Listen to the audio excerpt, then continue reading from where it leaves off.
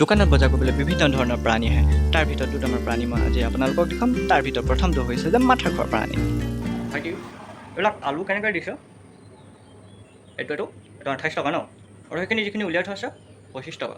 এইটো কেনেকুৱা? 26 টকা। বিস্কুট ভাল বিস্কুট আছে ন? একদম মানে ভালেই লাগিব খাই পেলাই আছে ন? দাদা কিবা এটা নল'লে যে? ছাৰ এইটো কিমান? দ্বিতীয়তে আছে মনে মনে চিগাৰেট খাবলৈ অহা কেইটা। ভাইটি পটাপট মিনটা দিয়া মিনটা। মিন নাই? কি আছে? Gold flag. হ'ব গ'ল্ড ফ্লেগটোকে দিয়া। এই তলে মনে তলে চোৱা তলে। বৰ্তাজন আছে মনে দিয়া বৰ্তাজন আছে। নাই তেওঁ দেখিব, তেওঁ আমাৰ ঘৰৰ ওচৰ হৈ দেখিলে লগাই দিব। পাপাক লগাই দিব। নাই মনে দিয়া এনেকৈ দিয়া এনেকৈ মই এইপিনে চাইছোঁ, তুমি মোৰ হাততে দি দিয়া অঁ দিছিলাটো দিয়া। লাইটাৰ আছে লাইটাৰ দিয়া। এই ওপৰলৈ নিদিবা বৰ্তাই দেখিব। এই তলে কৰা অঁ দিয়া থেংক ইউ।